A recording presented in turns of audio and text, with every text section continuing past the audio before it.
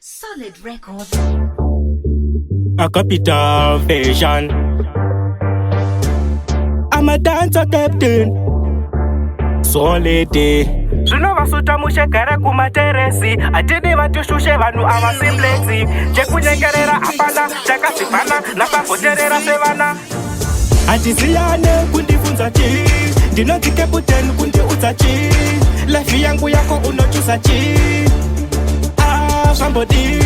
ndiri CEO wekambani yemacapital iwe unotonga yangu kana yako ita CEO wemaafesi epamaketi pako kote kutipa limiti yako wakundikaita pati watumwana niko komukufaita wapindira ini andiko uri kupaisa kusimbisa ngeapetito vanongosaisa zvavaronga chisasa pito ndasaina kontrakti zvino vakutasisiriso handise mufundisi kumabhizimisi andiko kungopinda mafaidzi pamira uripo nekuti uri selepo yamusva kuita chipo kopana panyika ndichaita se uri kuita senge uri kundifungira kana pana nokudaro mutsambokukwanira hana kana chinovaka chanombokuwanira kwendichaita se panotaura kumesambokutarira follow this saka karai makangwarira advice ndipe kana ndakukumbira nhasi ndakutipira hatiziyane kundifunza chi ndinonzi captain kundiudza chi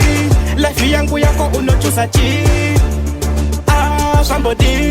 ndiri CEO wekambani yemacapital iwe unotonga yangu kana yako ita CEO wemaabesi epamaketi pako kote kutipa limiti yako kungokambena munhu anorohwa nedanda zvichibata kumba nekubasa kwatinoshanda apa ndiri mukombi kumhanyira kundopanda hapana chandalodrama roadblock akawanda pachicapital tiri kuonera tumarasical muchitigonera tichizvishaura zvinokuomera tichivaudza kuti so tichazvionera kana pana nokuchacha iwewe pachicapital muudze kuti ndiri CEO handisi kusimbisa urutu pati iwe ukuzvinyanyawo futi ndiri CEO zvino vasuta mushagara kumateresi hatidi vatishushe vanhu ava simplexi chekunyengerera hapana takazvipana nasambocherera sevana hatiziyane kundifunza chi ndinonzi captain kundiudza chi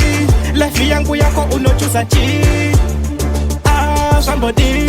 ndiri CEO wekambani yemacapital iwe unotonga yangu kana yako ita CEO wemaabesi epamaketi pako kote kutipa limiti yako tiziyane kundifunza chi ndinonzi captain kundiudza chi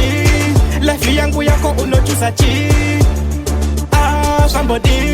ndiri CEO wekambani yemacapital iwe unotonga yangu kana yako ita CEO wemaabesi epamaketi pako kote kutipa limiti yako